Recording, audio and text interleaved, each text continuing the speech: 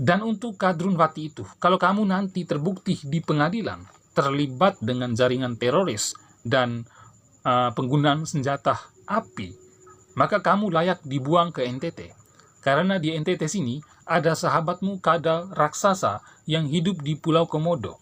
Nama kadal raksasa itu Komodo. Kamu layak dilepaskan berkeliaran di Pulau Komodo, biar nanti kamu jadi santapan kadal Komodo lapar di sini. Karena sangat disayangkan sekali kalau kadal Komodo hanya memakan rusa dan babi hutan. Kadrunwati seperti kamu juga pantas jadi santapan dari Komodo.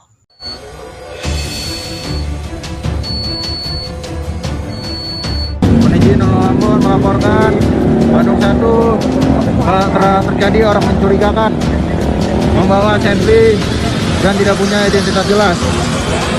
Sudah diamankan oleh personil Gatur dan juga Pas Pampres.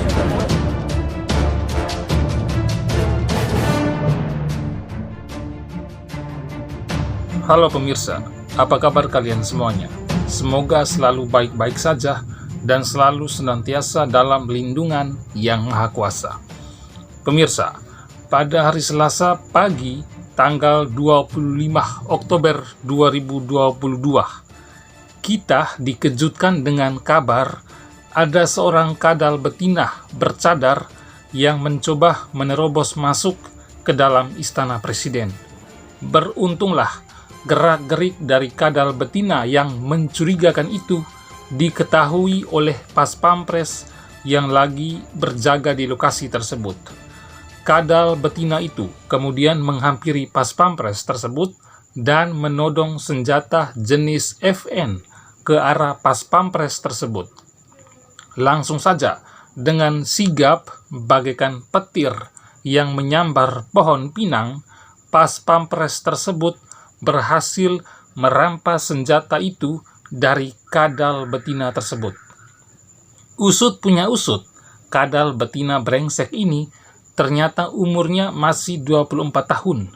Masih sangat mudah sekali pemirsa. Kuat dugaan saya, kadal betina brengsek ini pasti sudah tersusupi dengan paham radikal. Ini akibat dari dia salah pengajian dan salah berguru di guru seorang teroris. Dan itu ternyata benar, karena Kadrunwati bodoh itu ada keterkaitannya dengan ormas terlarang HTI dan ada keterkaitannya dengan jaringan NII atau Negara Islam Indonesia. Nah, kalian tahu tidak, orang-orang HTI yang selama ini koar-koar di media sosial seperti Agung Wisnuwardana, Ahmad Kosinudin, dan lain-lain. Nah, saya menduga bahwa mentor atau guru dari si kadal betina tadi pasti dua pentolan tadi itu.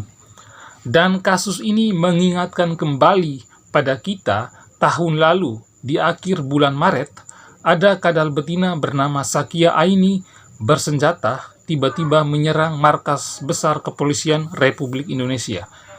Dia akhirnya tewas didor oleh polisi. Dan rupanya setelah ditelusuri, rupanya Sakia Aini juga umurnya masih sangat muda, yakni 25 tahun, dan dia ada keterkaitannya atau hubungannya dengan jaringan teroris ISIS.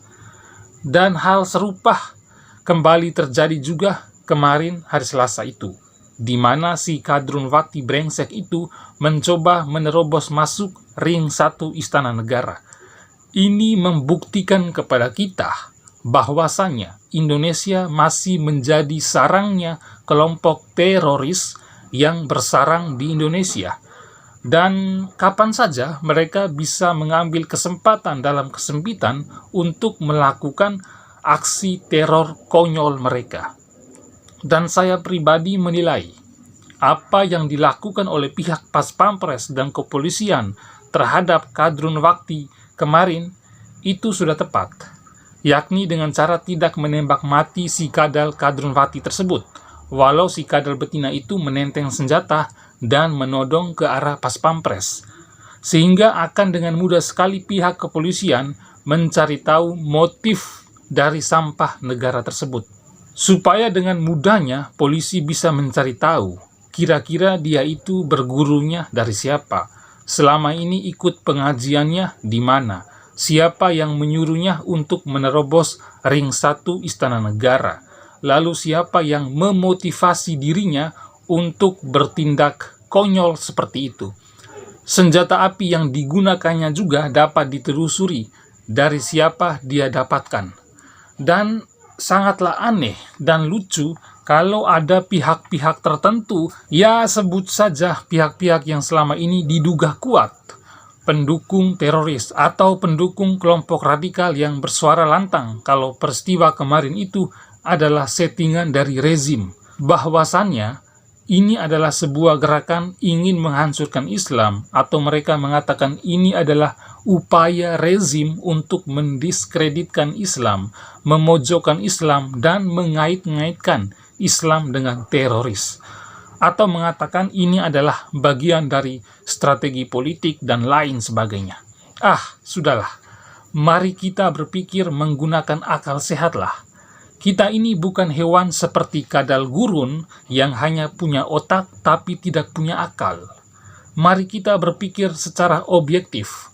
Mana mungkin rezim ini mau buat settingan konyol seperti itu? Memangnya rezim saat ini sudah tidak ada kerja lagi kah? Makanya buat settingan murahan seperti itu. Karena kalau mau buat settingan atau apapun itu akan sangat mudah ketahuan sekali.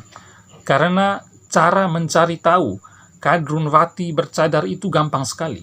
Dari mana asalnya, tinggal di mana, apa pekerjaannya, siapa orang tuanya, apa latar belakang kehidupan orang tuanya. Dari situ saja akan sangat dengan mudah sekali ketahuan kemanakah afiliasinya dengan kelompok dan atau jaringan teroris. Jadi pembelaan demi pembelaan dari kelompok sebelah yang kemudian mengatakan kalau peristiwa kemarin itu hanya settingan dari rezim, maka itu hanyalah framing jahat dari mereka dengan menyudutkan pemerintah, biar aksi teror mereka itu tidak ketahuan. Lagian Kadrunwati ini kan diduga kuat ada hubungannya dengan ormas terlarang HTI. Makanya orang seperti Agung Wisnuwardana, Ahmad Kosinudin, pentolan HTI itu sudah saatnya dihukum mati saja. Karena mereka-mereka itu rekam jejak selama ini selalu teriakan tegakkan khilafah di Indonesia. Mereka-mereka itu hendak menggantikan sistem negara kita, Pancasila, dengan sistem khilafah. Dan untuk Kadrunwati itu, kalau kamu nanti terbukti di pengadilan terlibat dengan jaringan teroris dan penggunaan senjata api, maka kamu layak dibuang ke NTT. Karena di NTT sini ada sahabatmu kadal raksasa yang hidup di Pulau Komodo. Nama kadal raksasa itu Komodo. Kamu layak dilepaskan berkeliaran di Pulau Komodo, biar nanti kamu jadi santapan kadal Komodo lapar di sini. Karena sangat disayangkan sekali kalau kadal Komodo hanya memakan rusa dan babi hutan. Kadrunwati seperti kamu juga pantas jadi santapan dari Komodo. Nah, saya kira demikian dulu tanggapan saya kali ini terkait Kadrunwati kadal betina bercadar bodoh yang hendak menerobos istana presiden. Sekian dan terima kasih.